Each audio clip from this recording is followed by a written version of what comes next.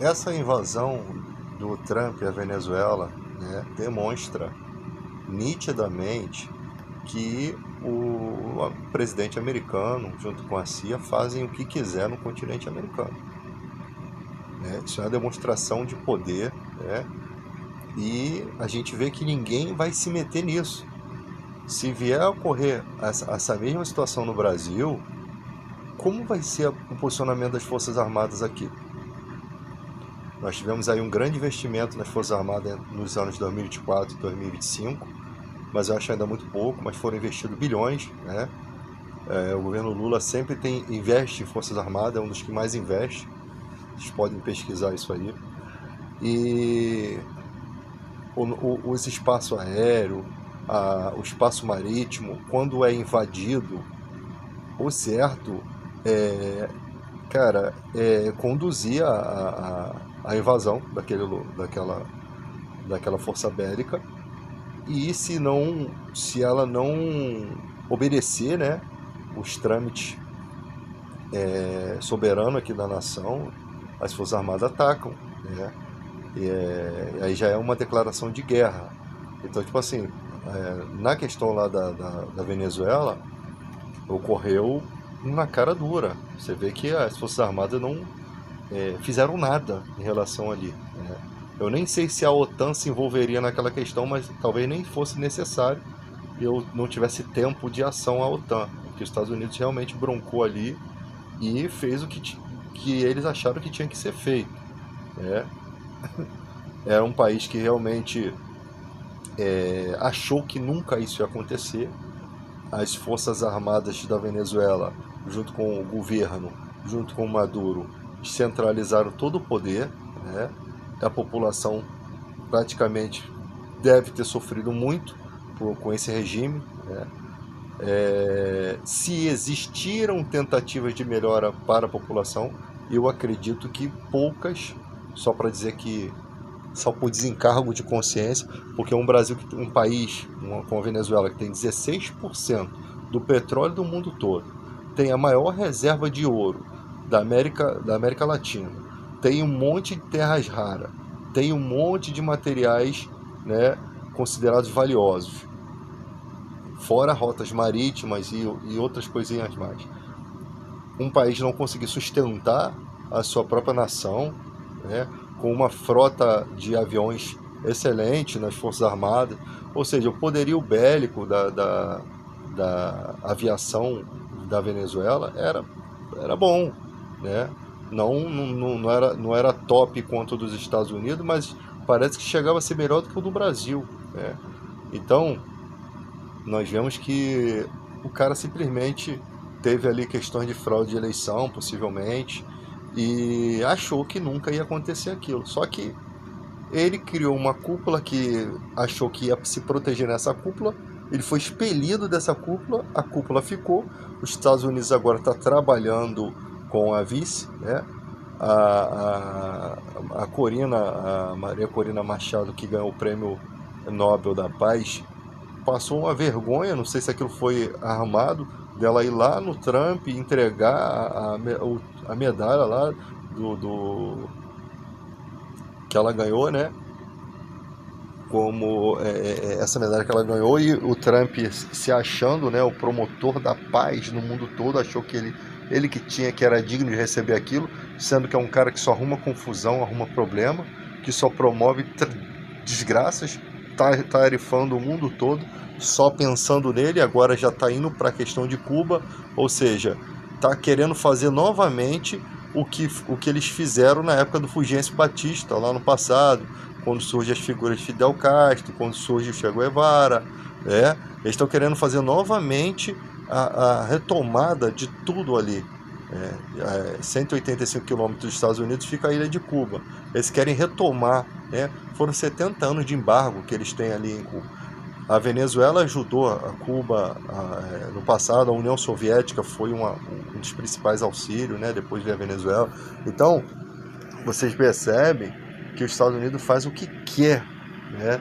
E eu sempre falei, uma hora dessas vai começar a arrumar problema com o Brasil, porque o Brasil, ele tem uma estrutura aqui, a gente tem a nossa base aérea de Alcântara, né, que é a melhor do mundo em economia, economiza 30% de combustível de foguete para se chegar aí em qualquer missão espacial.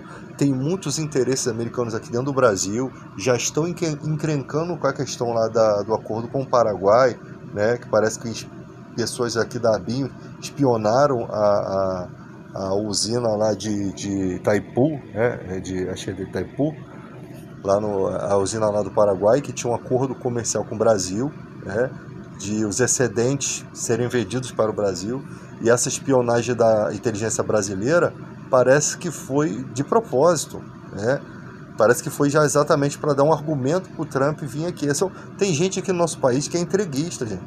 Tem gente aqui que está interessado em entregar as riquezas do nosso país para o estrangeiro e depois pegar as malinhas dele cheias de dinheiro e morar em outro lugar, né?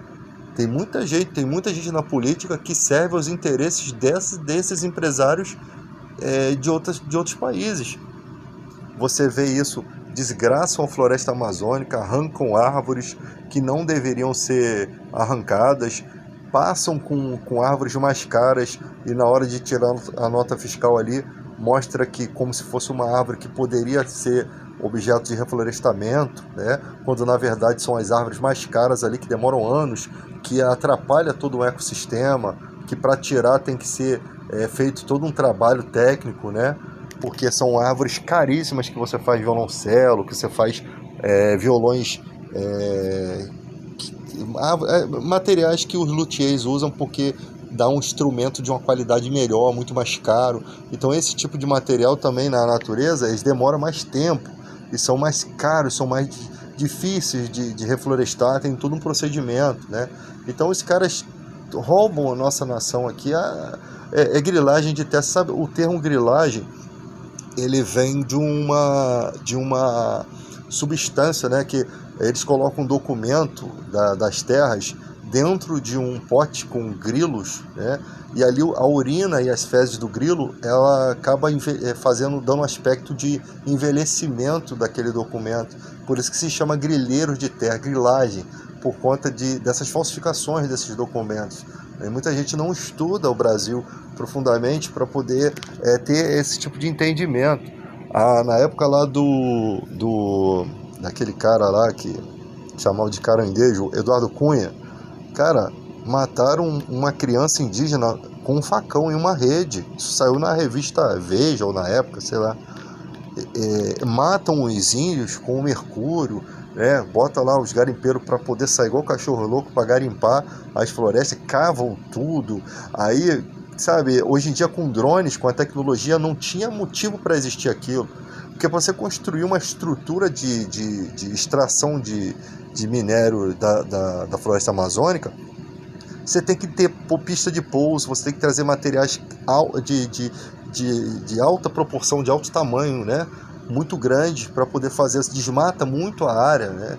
Revira toda aquela água e vai passando, vai atrapalhando todo o bioma, toda a floresta vai sendo contaminada por mercúrio, né? Quando o cara vai fazer ali a queima do ouro, e ali aquele mercúrio, que é um metal líquido, né?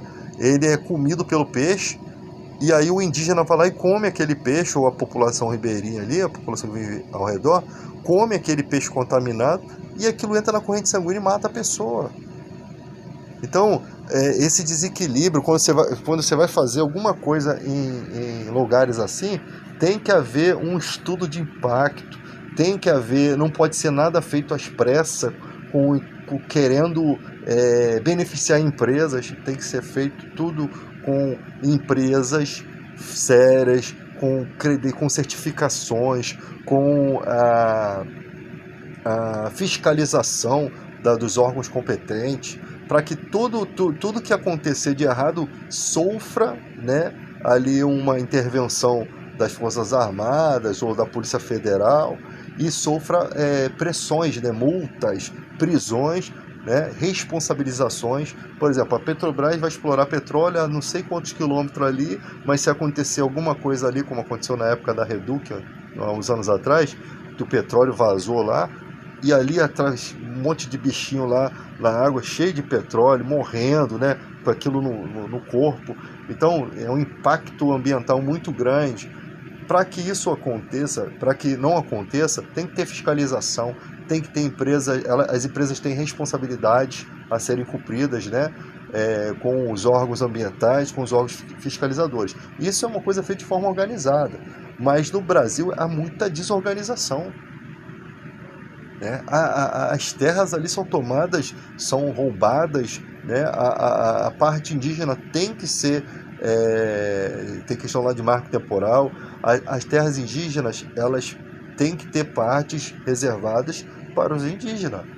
Não pode fazer como outros países ali que acabam com os indígenas, né? que destrói toda uma cultura, né? Todo um conhecimento milenar que aquele povo tem, e tem que ser respeitado. Nós vivemos em um país onde todos os direitos precisam ser garantidos, não só o direito da maioria. Então tem que entender que existe ali um grupo de pessoas que são frágeis diante da sociedade, que precisam ser cuidadas também, porque são cidadãos da nossa terra. Isso está na nossa Constituição.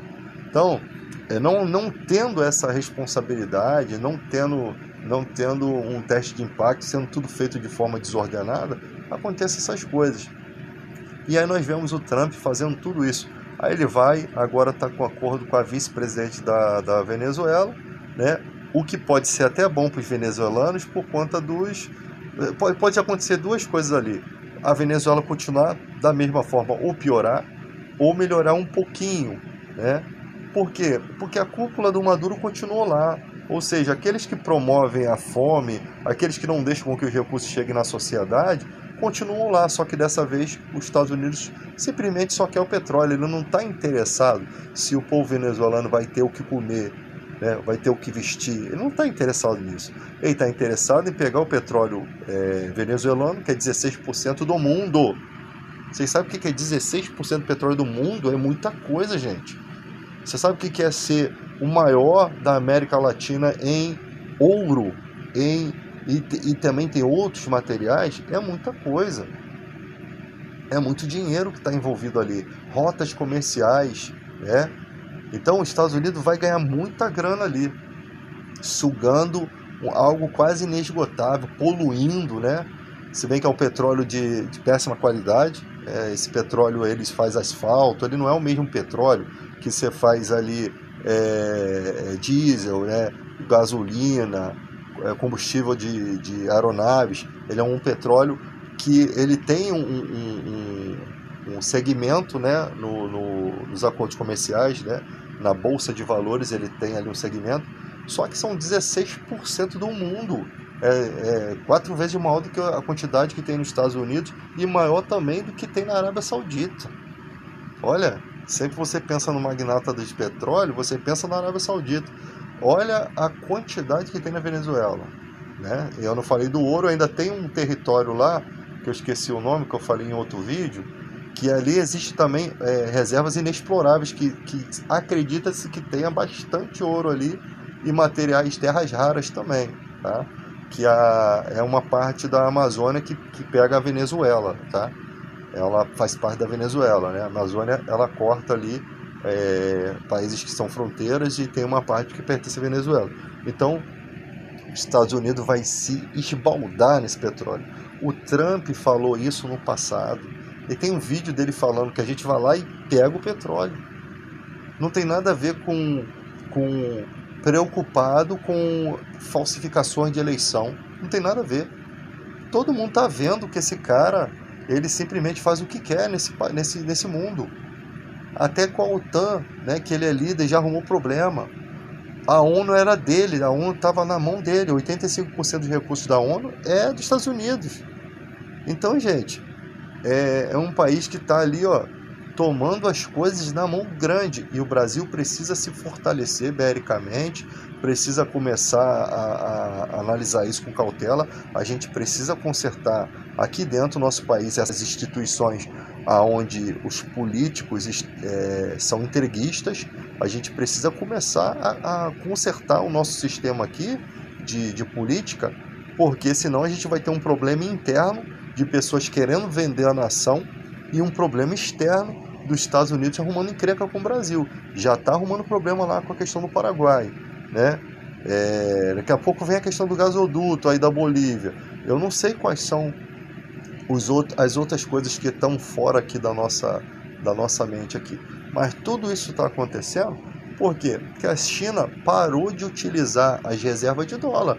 A China simplesmente pegou e está transformando as suas reservas de dólar tudo em ouro, em terras raras. Porque o dólar ele é instável. O dólar dá todo o controle aos Estados Unidos.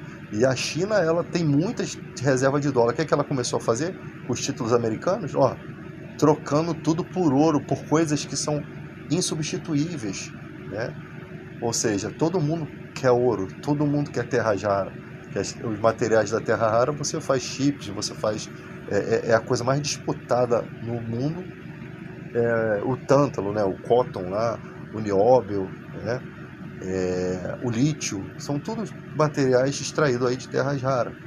São os materiais do momento, tá? Quando eu falo em terras raras, você vai lembrar que se trata de chips de computadores. São materiais da era moderna, que vai facilitar os computadores quânticos serem construídos, a inteligência artificial de ser desenvolvida, né? Os servidores com tecnologias novas. Então, vocês precisam estar ligados que o Brasil precisa colocar os corruptos que tem aqui na cadeia, precisa começar a filtrar a política, né? Para que quando a gente começar a falar como uma estrutura nacional, a gente possa conseguir ter as Forças Armadas de prontidão, com todo um aparato para dificultar as coisas aqui, né? Porque uma incursão americana aqui tem custos muito grandes, né? Então a gente tem que aproveitar essa não é tão distante, né? Mas a gente tem que aproveitar um pouco dessa distância, né? Porque a gente está dentro do mesmo continente, tá? Então não é tão difícil. Mas eles têm mísseis, os hipersônicos e tal, mas essas coisas não vão ser usadas assim de imediato, né? Então a gente precisa entender que nós precisamos estruturar nossas instituições políticas, ter responsabilidade no voto, começar a não mais ouvir a voz da mentira. Nós estamos numa fase em que as pessoas mentem na cara dura. A gente está numa época da inteligência artificial, onde a pessoa pode fazer um vídeo fake de um presidente, de uma autoridade, e as pessoas acreditarem que aquilo é verdade. Uma prova disso que todo mundo me criticou aí quando eu falei dos vídeos fakes que estavam sendo feitos da Venezuela. Tinha gente falando, não, que a língua internacional é mais difícil de fazer.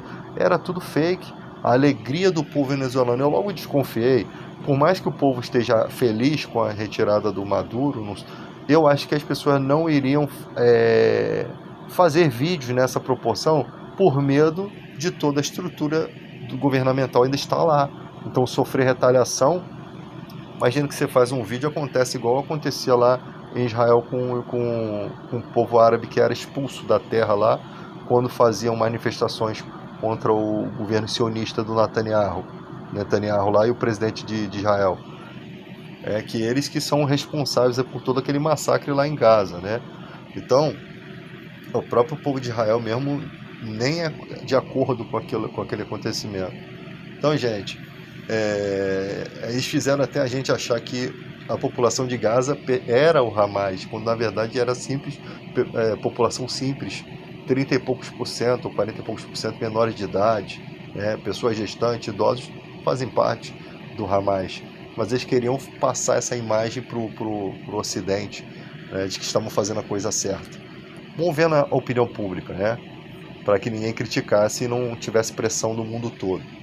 Mas as coisas estão mudando, o mundo está sofrendo alterações de uma forma avassaladora. E a gente não sabe para onde que vão se caminhar os rumos da nossa soberania aqui no Brasil. Então temos que estar muito cautelosos quanto a isso.